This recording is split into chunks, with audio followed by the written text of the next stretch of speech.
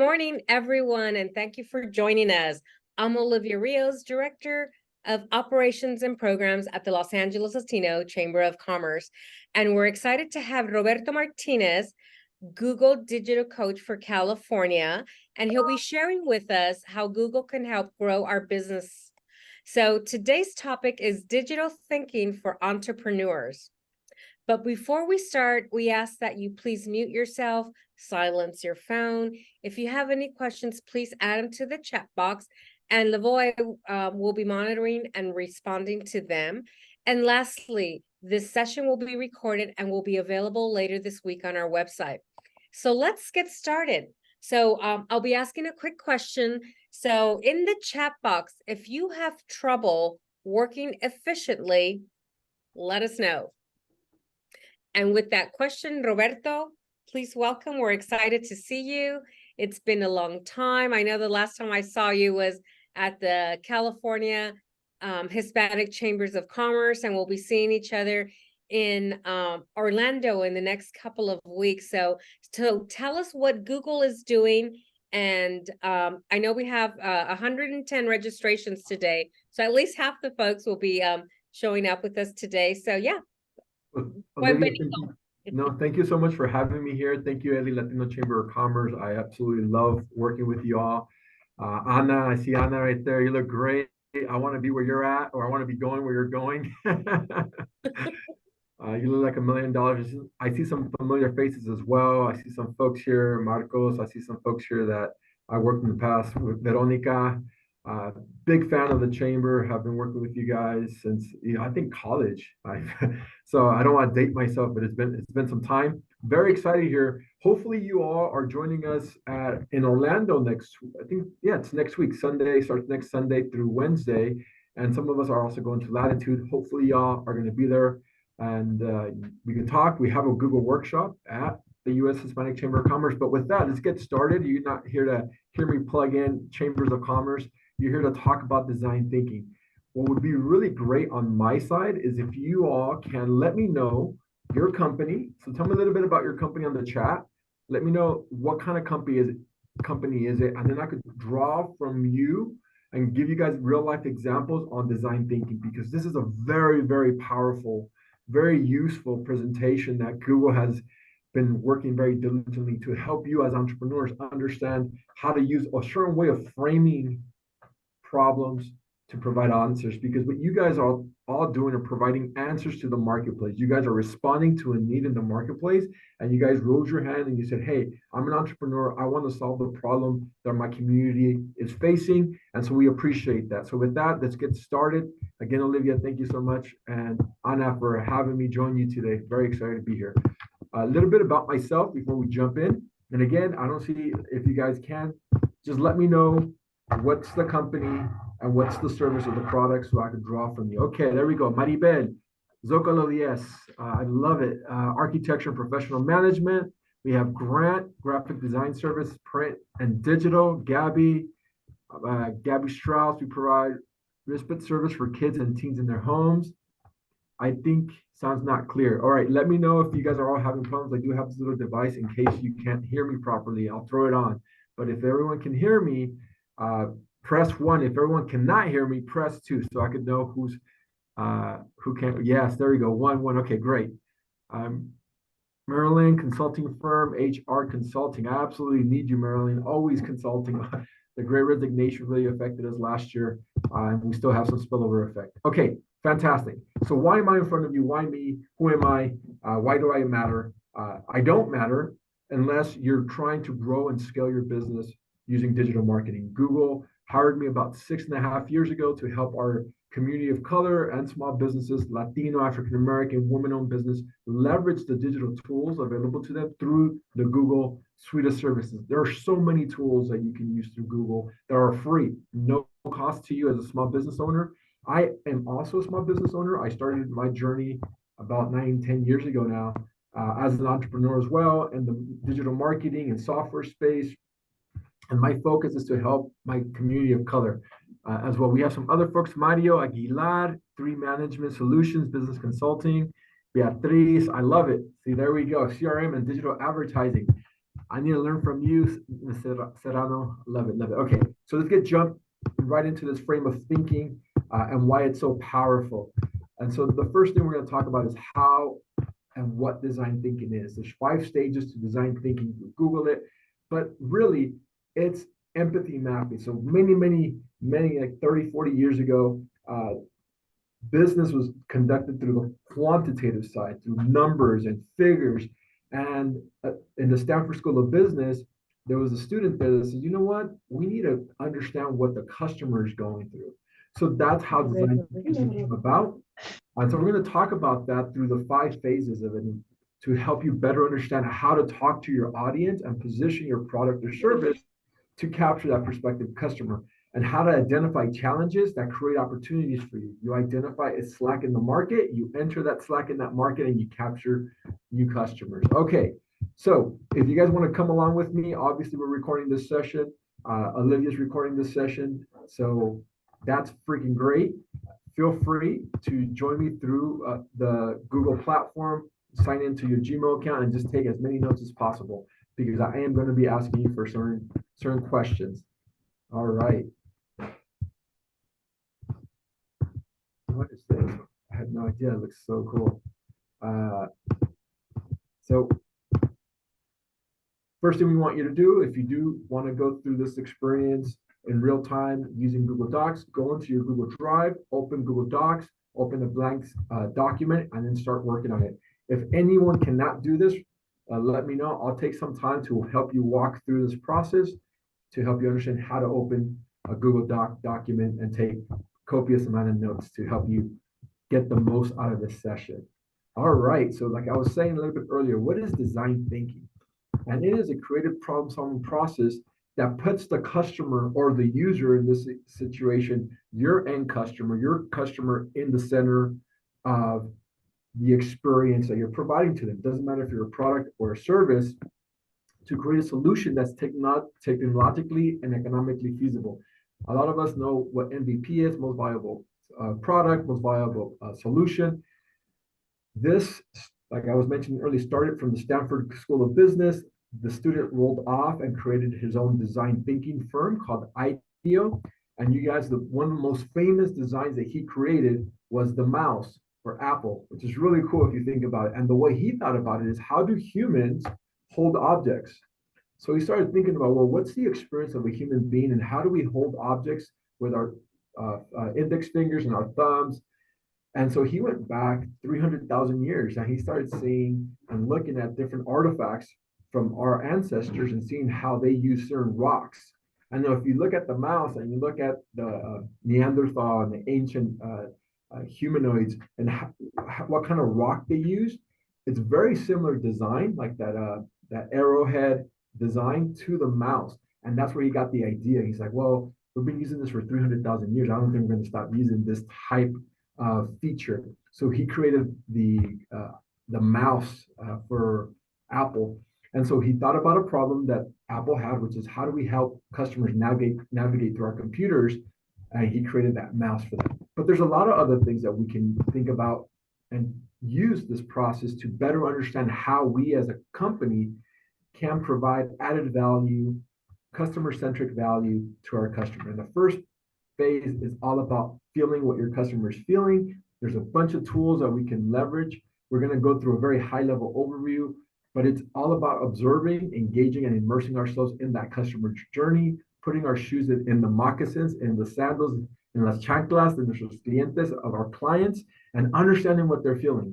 And so we'll talk about that. We'll move on to defining the problem. So then when we're walking through that experience that the customer is having, where's the friction? Where's the part where they're not happy? Where's the part where they feel they need your service, your consulting service, your graphic design service, your artistic design services? When does that happen? And so understanding that piece is extremely important. Understanding how you as a small business can provide that added value when they're having the moment, what Google calls micro moments, these moments in their lives where they're like, oh, wow, I need a solution to this problem. I didn't know I needed a solution to this problem. Joel is in the safety and janitorial solutions space. You might realize a lot of office spaces need these services, but like what time of day or when is the most important time, or is there weekends? And so thinking through that experience for your end user, it might be your end user might be the management of the building, but it could also be the customers that use those buildings. So always thinking about there's different layers to this, which is all about understanding the different stakeholders to better create a process. And then once you understand that, you start ideating, creating a solution to that problem. And there's no wrong answers. This is the funnest part of design thinking. You're free to go as wild as possible. There's no wrong ideas. It's a, if anyone has taken improv class, it's a yes and, not an and or. It's yes and X solution, yes and Y solution. So we are dumping all our creative juices onto a whiteboard and seeing which one is the best fit. And then we start prototyping and getting that idea to our end user to touch it, to play with it, to break it, to give us feedback to see if it worked for them or if it solved the problem that we wanted to solve. And then when we do that, we test, learn, iterate, and repeat. So it's like, especially for those of us in marketing, or those of us in product development, we're always learning from our customers. I used to consult for a rideshare company. I'm not going to say which one, but let's just say I used to consult many moons ago, like 10 years ago, for a rideshare company. And our biggest applications and the different bells and whistles and features that we added to the app all came from our end user, all came from the people using the app because they'll provide us feedback. They'll say, hey, I really like the ability to be able to tell my friends that I'm on this ride or tell my friends where I'm going on this ride. And so we got that feedback and then we added it to the application. And so we're always learning from that end customer, always building and testing and repeating. If you're in digital marketing, same thing applies for your marketing campaign. You might do social, you might do paid ads on search engines, and you start learning what the customer likes and what they don't like. And then you add that into your marketing campaign and you pivot. Okay, so some popular design thinking in our everyday lives. Feel free to plug yourself in here and let me know which ones you think were design thinking systems. I love the demand television. How many of us actually have a cable subscription now? We have multiple subscriptions. We have 10, 15 subscriptions for our services. We have, your Disney Channel, we have Netflix. So that's on demand. That came from someone thinking about, well, this old way of doing business where we have one provider and multiple channels doesn't work for me because I don't need all those channels. I just need 1, 2, or 3 channels that really matter to me. Obviously, the rideshare company is another example of design thinking. The food activated cars. How many of us are carrying our luggage or our grocery bags and we're trying to close the door and we don't know how? And someone thought, well, maybe if we have a sensor in the bottom of the car and it closes it for us, that will improve our lives. So all these are examples of design thinking systems that came out from the way of thinking about the end user and the experience the end user is having and how we as an entrepreneurial base can solve the problems of those folks who are going through the day-to-day challenges. And it doesn't matter what industry you're in. It doesn't matter if you're in consulting, marketing, if you're in telecommunications, if you're in childcare space, nonprofit space. It's all there if you put your customer at the center of this experience. And that's what it's all about. It's about empathizing with the end user and putting yourself in their shoes. So using that Google Doc that you opened up, I want you to think through, connect your user stories, emotions, and insights about them, and clearly define that. So this is a step forward from just creating an avatar or a customer persona, which is your ideal customer. I want you to take that ideal customer and put yourself in their shoes. There's a really cool feature and a really cool exercise called empathy mapping. And you could just Google empathy mapping, it'll pop up. There's a little template that you can use. And it's you putting yourself in your customer's shoes, and then they have eyes, ears, feelings, and you just walk through the day of your customer. Like, what does my customer experience on the day? What does he see or she see? What does she hear? What does she think? And you just go like hour by hour by hour by hour from like morning to night on the weekday, and you do the same exercise on the weekend. Maybe you have variations, and you start getting a better understanding of how and when your customer interacts with your product or your service and what experiences they could have And how can you improve on those experience to, again, add value? That's what we're here for. We're adding value to the community that we serve. Pretty straightforward stuff, but it's all about really understanding that prospective customer base. Here we have an example of women of color. We're going to have an example a little bit later on of this very dynamic company that was focused on the African American experience because of the type of hair the African American woman has, and understanding their experience is completely different from the experience than other demographics might have. If you're a parent, what's that experience look like? I love telling the story of my friend that owned a pizza parlor, and he went through his experience himself. And on Wednesdays and Thursdays, he saw within his analytics that a lot of people between the ages of 30 to 50 were looking for family deals. And so he thought, well, who are these people? They're their parents. Monday, Tuesday, they cook. Wednesday, Thursday, they're tired. They're like, you know what? We got to feed the kids. Let's look for family deals. So if you get ahead of that and you start thinking about the problems that your prospective customer has, you can start creating marketing and promotions or products that respond to those needs. Pretty straightforward. But the value here is going through that experience. So what we want to do is take off the current glasses that we have and add new glasses. And so the first exercise within design thinking that we can do right now, and we don't have the 3 minutes, but I just want you to select one segment of your audience. It could be you have multiple clients, you have multiple folks. I would recommend you use this exercise for your business, but you can use it for any product. Just put yourself in the shoes of your ideal customer and write down at least 5 challenges they face. Right now, very quickly, 5 challenges that your prospective customer faces, or you could pick any audience. You're like, hey, I don't want to work on my business right now. I want to just play with this exercise of how to use design thinking. Just think about that prospective customer, that prospective audience member, and write 5 challenges that your customer or that prospective individual has in their day-to-day lives. And if you guys someone wants to chat it out and put it on the chat function, that would be great.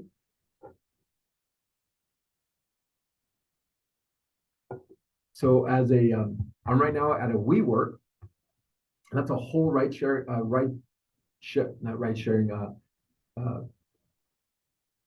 space sharing experience. They realize there's folks that don't need a full-fledged office space. They have enough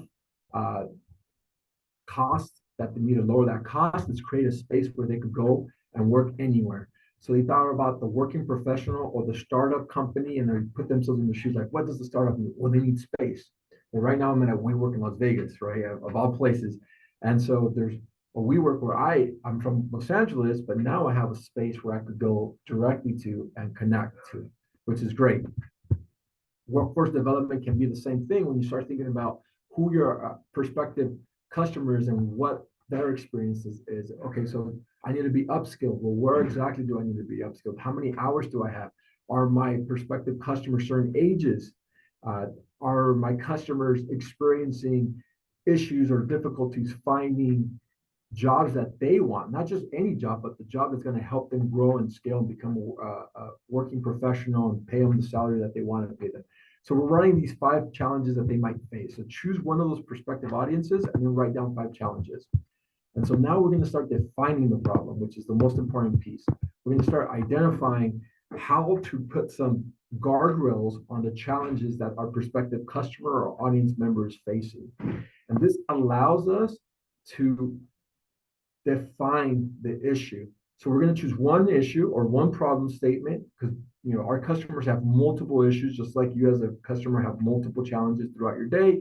We're going to choose one, and then we're going to identify and absorb how we can define that core problem and create it into a problem statement. So this is an example of one. So I'm a fatty, not a foodie. My name is not Sam, but let's say I want to lose weight. Summer was great to me, and I gained about 10-15 pounds.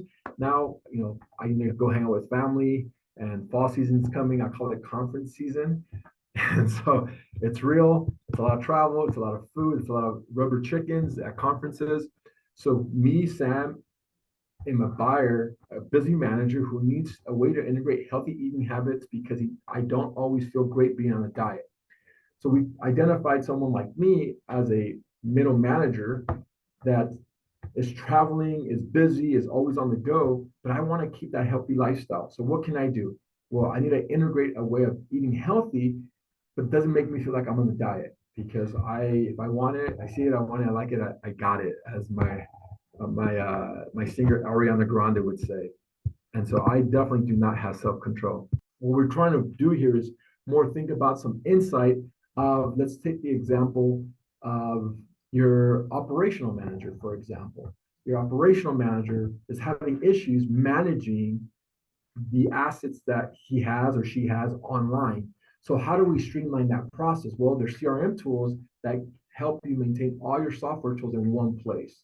So that's an experience that you created. So like, for example, if we're going to use this framework, let's call her Sarah, is a operational manager who needs to manage multiple platforms and multiple software systems in one place,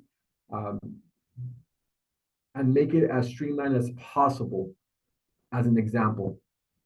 So that helps you really define the challenges they have. And then if you're a software company, then you start thinking, how do we solve that problem? Well, maybe we create a CRM system that integrates to multiple software systems and give them a dashboard that keeps everything in one place. As an example, April, of what you can use design thinking for. So let's keep moving forward.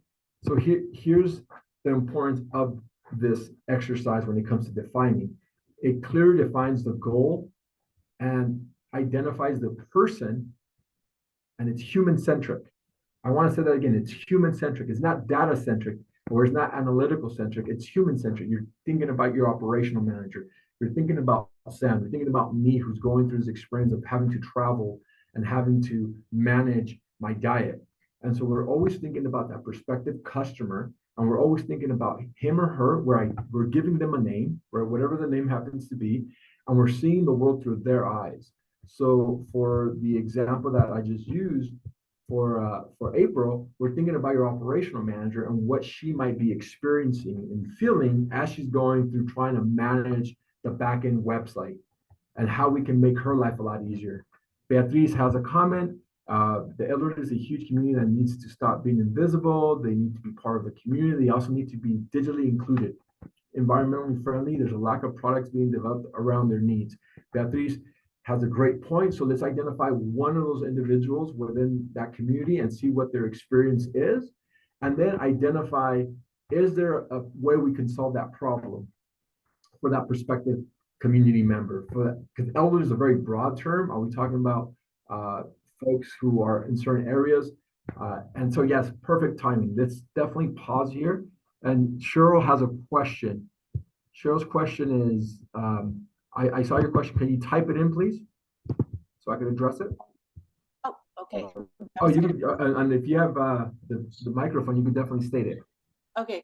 Well, my question was in this problem statement. I wanted to address, if you can address two things. Someone said that the elderly need to, it's an invisible community, and I totally agree. And that's one of the populations that my organization is trying to reach out to. But the problem is that to be included digitally, it's making an assumption that they have access to technology or data phones and that sort of things. And the communities that we're working with lack resources. And so then how can we be more human-centered and strength-based approach? I appreciate that, Cheryl, and I appreciate you sharing. So you're taking a very, very, very large problem, and that's like a mission statement, right? So when you have a business mission statement right there, there's a big segment of the population that needs our help. We need to solve that. What I want you to take that mission statement and break it into smaller digestible pieces, where you identify one issue they have, and then go through that experience with that one individual and see how you can identify one problem that you as an organization can solve through this exercise. Because what you just gave us is a mission statement of an organization that's trying to solve a pretty large problem. It's like saying, there's a lot of homeless in LA and in California. We want to solve this because it's 100%. So what are certain ways we can solve that problem for one aspect of that problem and what certain tools that we can create using this particular tool set. Okay, so we went through this exercise, we created it, and now we have a mission statement, a problem statement that gives us the guardrails we need to address the challenges that we have. So now it's time to ideate. A lot of folks here have services, and so how do we ideate around those services? So let's take the example that our friend Cheryl used, which is the homeless people lack resources. And so now we're going to start thinking about what's a solution we can do. So we don't want to be what's called prescriptive. We want to start trying to solve this and just start brainstorming. Remember when you're in elementary school, you start throwing ideas on the wall. That's exactly what the next phase is. For those who are in the service industry or in the nonprofit space, the way this works is you create programming. So you create multiple types of programming. Maybe you create programming for upskilling. Maybe you create programming for technical assistance training. Maybe you create programming for the government to better understand the challenges that this elderly community is having. There is no wrong answer. So you do have a mission statement, a pretty broad mission statement. We could dive deeper into a segment of that mission statement, which is a certain age group. You want to be very specific because when you say elderly, it's very broad. We want to identify someone within that elderly community, male or female. And then we start creating an experience where we can help them through this ideation phase. And I love Grant. We have Maribel, all talking about designers, not reliable, flaky. I love that, Grant. He's talking about MySpace on the agency side. Yeah, where they fit in the particular industry. Fantastic. So one of the different tools that we have within the ideation phase is the Crazy Eight. And so what you can do is grab a piece of paper, fold it, and then fold it again, and fold it again. And now you have 8 little boxes, and then you write down different ideas for each box. And you write it all down. And then each one is a distinct, unique idea that solves the problem that you're trying to solve for. Again, no wrong answers. And so you go through that exercise, and then you can have other people in your team go through that exercise as well. And then you guys could then share out, say, okay, here's my idea. There's nothing that we're crossing out yet. There's nothing that we're canceling. There's nothing that we're saying no to. It's just creating as many ideas as possible. Think big. There's no wrong answer. This is a really, really cool space right here, and it's a very, very safe space. And April, Google Domain has been bought out by Squarespace, so Google no longer owns Google Domain. And I don't know anyone in Squarespace, so I can't really help you, but happy to chat about that in another discussion. So yeah, just in general, for those of us who have a domain in Google Domain, Google sold Google Domain to Squarespace. Thank you for that question. I was as confused as you were when we were buying domains a couple of weeks ago. Okay, so as we're doing this Crazy Eight, we're just putting as many ideas as possible on the floor. So for example, what happened from this? A woman of color for socially conscious brands. And there's certain neighborhoods in our city of Los Angeles that might not have the best produce available. They call it desert areas within the city because they can't go and have healthy options. So what can we do? We might be able to create a new solution for those folks who want to have a healthy option, but don't have it within their neighborhood for whatever reason. So we start thinking, okay, well, what can we do? Maybe we partner with certain companies that provide healthy foods to those communities of color, and we start creating programming around that. For college students, one of the things that they talked about is like, hey, I'm moving in, I need to buy all this furniture. How can I improve that? How could I? Well, there's an app now that you can buy used furniture within the neighborhood, or if you want to start matching different students depending on your experience and your age and your degree and your focus. In other words, your master focus or your what you're graduating with. So marketers and marketers, accountants with accountants, you might want to do that. This app allows you to do that. What's really important here is the segmentation of a marketplace. As you see on the left-hand side, we're looking at communities, like communities of color that might not be able to eat healthy. And on the other side, we're looking at students. So they're a very, very targeted student demographic or segmentation of the population. And we're clearly thinking through what is the experience of a 18-year-old going to college, and what is their, like, say Jennifer is going back to college, or she's going to college. What is her experience as she's entering into her first semester or first quarter? And so, well, she has to find students to maybe study with. She has to buy furniture. She has to find an apartment. She has to figure out a way to do this, but not drive across country or across the different parts of Los Angeles. So you start ideating around solutions for Jennifer. And that's the powerful piece here. We have multiple solutions. Another exercise that we've done in the past is we identify these crazy 8 solutions, and we're in a team of 5 or a team of 10. And then we'll take a post-it and we'll write our favorite or top 2, and we'll post it on the wall. And then everyone gets to vote on what they think the best 5 solutions are. So it's a group of 5. There's 2 solutions each person can choose. We get a total of 10, and the last 3 is the ones we work on. So this gives us an opportunity to identify which ones we feel are the best solutions for our prospective customer base. So again, we don't have time to go through this, but this is the part where you do the crazy 8 exercise and you write down all the different solutions to your problem and how you can solve them. This is very, very powerful. Food deserts. Thank you, Cheryl. And there's a solution already. Food to go. I absolutely love that. So folks are thinking through these solutions as the problems pop up. Really great exercise. I always advise folks that when they're doing design thinking to do it in a group setting, like 3 to 5 folks, maybe even 10 folks, if you get them together. It's not difficult. A lot of folks ask me, well, how do I get the most out of this experience? You work with a team. You work with groups because you know what you know, and we tend to see the world through our lens. And sometimes we need to step out of that and bring other folks into the fold so they could think differently. How many of us have that unique friend that's super creative, and then that unique friend that's super analytical? And so having them in the same room, seeing the problem from different lenses is going to give you a broader scope of ideas that you can then move forward with, which is the power of this type of framework. All right. The next piece is prototyping. And what does this mean? Okay, we got crazy 8s. We had 5 people sitting. Everyone put their ideas through Post-its on the wall. We chose 2 or we chose 1 to prototype. And what prototype means is we're going to try to create the most viable product. And for those of us who are in the service space, the most viable service for our end user, for that prospective customer that we identified using the design thinking and the problem statement framework. And so what does this look like?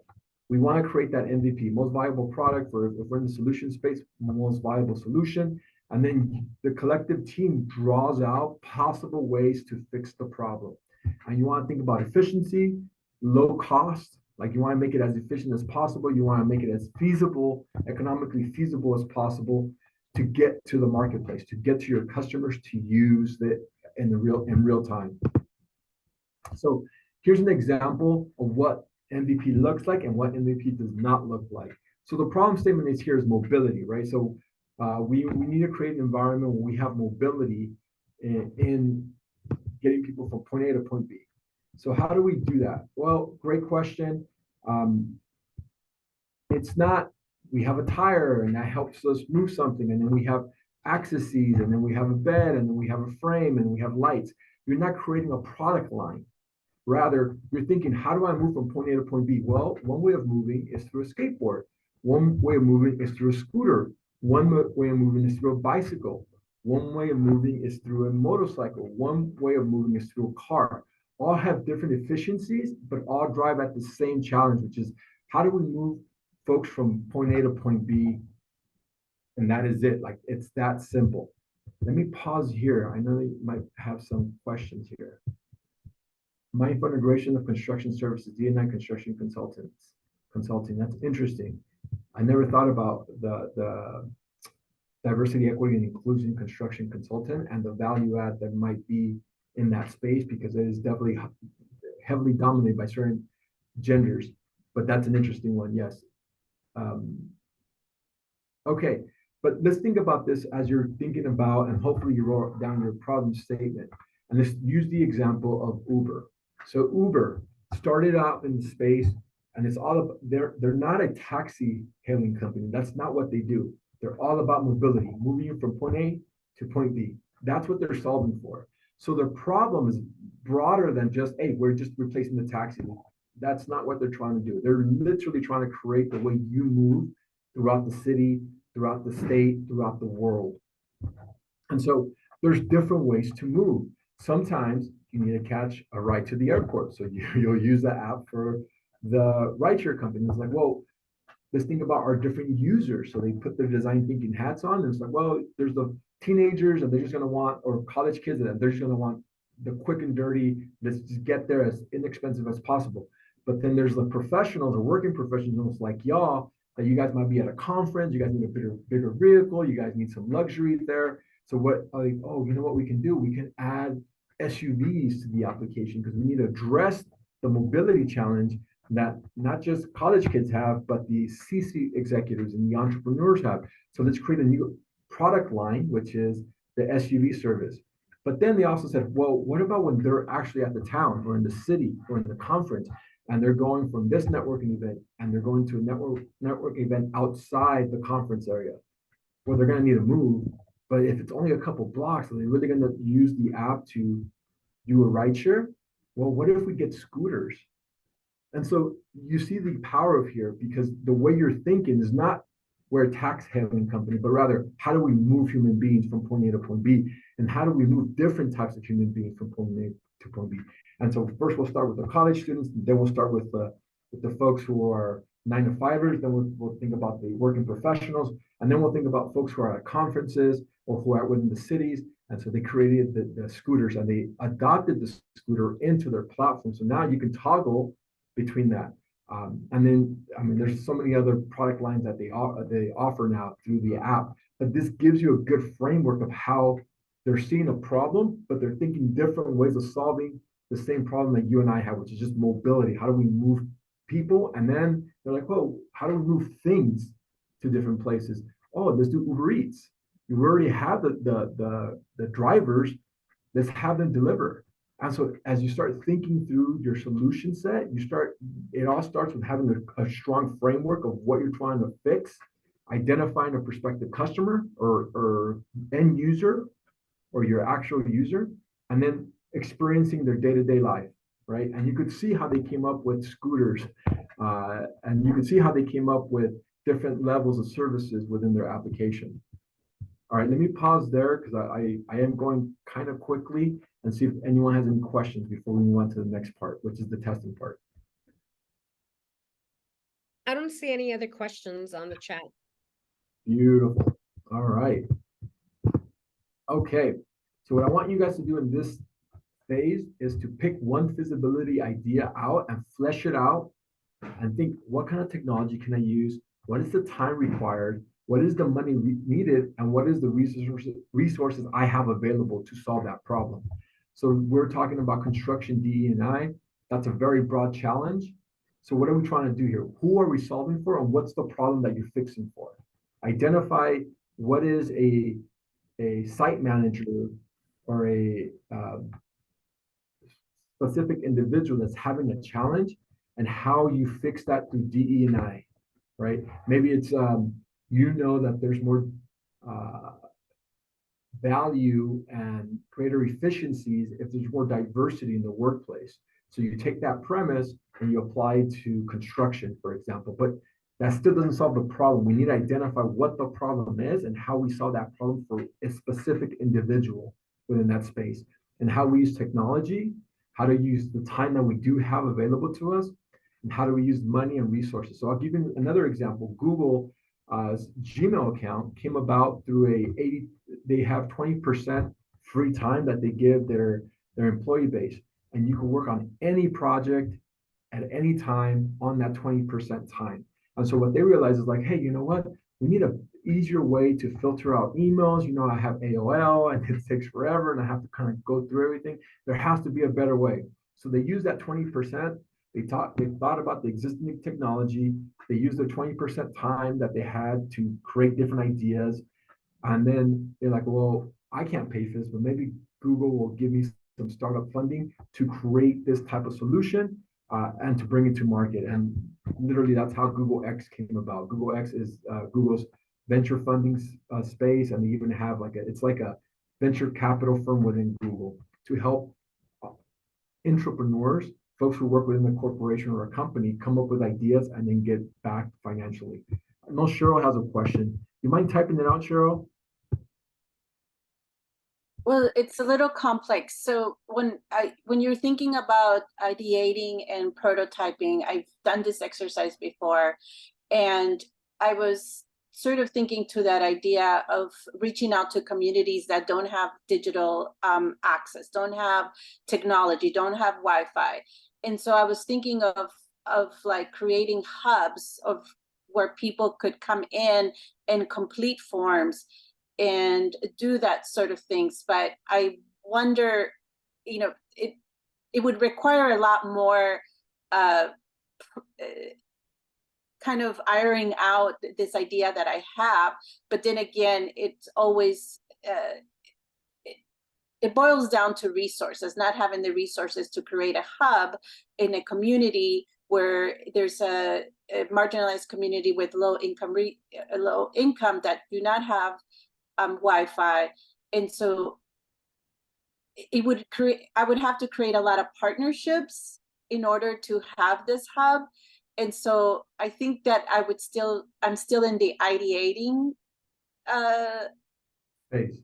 How do you move from ideate to prototype to test? So I think that I'm in this process, and in the way that my organization works, we're still in ideation without the resources to be able to move to prototype. I love that.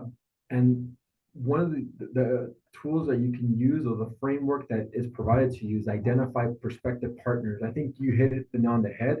I think a lot of times as entrepreneurs, we want to create it for ourselves, but we don't realize how many partnerships there's out there. And what's the expression, the African proverb? If you want to go fast, go alone. If you want to go far, go together. You have to identify other partners who are already in the space. You have to identify other prospective partners that could act as hubs for you. There's no reason why a chamber cannot act as a hub, or a SBDC cannot act as a hub. It's identifying one of those challenges and then creating a process using this framework, and how you solve that process with the partners, the technology, the resources you have available, and the money needed. So you're going through the exercise correctly, and you're identifying each one of these particular tools that you have available to you to go forward. And senior centers also. So there's always a lot of partnerships. Sometimes, as I'm very guilty of this, I always thought, well, I could save the world. I am going to create a marketing, and I realized, no, Rob, there's a lot of other organizations like the Latino Chamber of Commerce are already doing amazing work with small businesses. Partner with them. They amplify your ability to, if you really care about the end user, which is our Latino business community, you can't do it all. They've been around before you. They're going to be around after you. Work through them to solve the problem that you're trying to solve for, which is helping digitize our small business community. So that's an example of an exercise that I did mentally, and realized this is how we can use these certain tool sets and this framework to identify the technology needed. We're using Zoom, the time required, what's an hour for this presentation, but also the scheduling, and Olivia being flexible, and I appreciate her. The money, let's get OPM, other people's money, as I like to say, to support us to be able to provide these solutions or these resources to our end user, which happens to be our entrepreneurial Latina business community. So clear example of how we can use this. Okay, last but not least, test it out. So then, Roberto, that's great. You have all these ideas. Let's make sure it actually works, right? Let's make sure we get it out to the end user. And then how do we do that? We test this out. We're running this workshop because we believe this is valuable to you as an entrepreneur. This exercise is valuable to you as a small business. And we hope that you take this learning and you apply it in some shape, way, or form into your process of developing and prototyping your solution for your end user. And so the example that we have is a little bit dated because it happened during the pandemic, but the whole world shut down. All of a sudden, no one can go into stores, and no one can, you can't physically be next to someone. So what did they do? They pivoted to digital. They're like, okay, this is an experience that all our customers are having. We advertise on social. we offer online sales, and we donate to the first responders like the healthcare workers. And so they created a holistic approach, understanding the problem that the customer's having and understanding the solution that they need to provide by providing this online digital presence and going online to sell their product, but also adding an emotional component to it, which is donating some of those earnings to the first responders. And a lot of businesses are really great at doing this, especially on the nonprofit side, but for profit always benefits. Tom's Shoes, they give away shoes. It adds value to the experience that they're having. So again, testing that out. We're testing this framework out. Obviously, Olivia and Anna and the LA Latino Chamber has worked with Google for the past 10, 15 years. So it's tried and true already, but we can think of different innovative ways to continue to provide the solutions that you guys need. So with that, let me just give you guys a high-level overview of the process once more. And I know that we might have a giveaway that Olivia can provide, but first piece is empathizing. To me, the first 2 to 3 pieces are probably the most important. If I was to say the most important to me is the empathy piece. It's understanding your customer, understanding what they're experiencing. Google Empathy Map, it's a fantastic tool to get started and putting yourself at the end user. And Cheryl, the end user does not have to be the homeless folk. It could be the project manager that says yes to you, to partnering with their hub, to partnering with their chamber, and understanding her experience of what she needs. Defining the problem in the form of points of views, right? And clearly defining the problem statement. You identify that person as Olivia, or Olivia is this dynamic that's having problems scheduling programming. She has zero problems scheduling programming, but let's just assume she does. How do we provide her additional programming that helps the disenfranchised segment of our community that needs our help? Ideation, create a program. We only need 10 or 15 or 20 a given quarter. We test that out through prototyping, and then we go out into the marketplace and test out and see if there's demand, if we can get it funded. Once we prove the concept, what do? Anyone who's ever tried to raise money, we proved our concept, we go on to the marketplace and we raise capital. Literally what I did with certain programs in the city of Los Angeles, I said, hey, give me some money, let me show you that this program can be scalable. And then once it proved concept, we were able to raise more capital. All right, with that, love to kind of offer you guys some additional solutions and services. We have a bunch of learnings on YouTube. We have some amazing career certifications if you want to get upskilled. And this is something that's not free, unfortunately.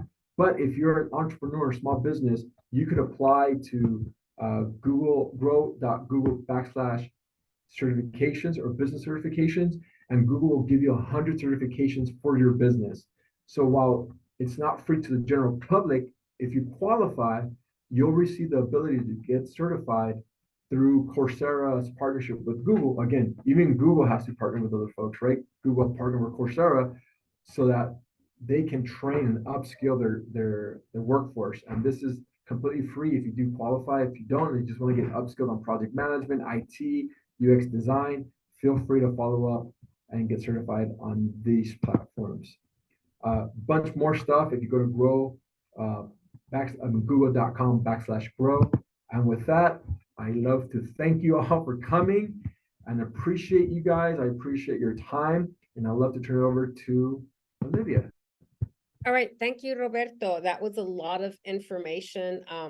So real quickly, so what really caught me was the establishing empathy is a great tool to understand your clients, their experience, their products, to add value to your company. Can you embellish a little bit about that and how it just really pivots companies to really understand their core customers? Yeah, so what I would definitely, of course, Carol, thank you for joining us.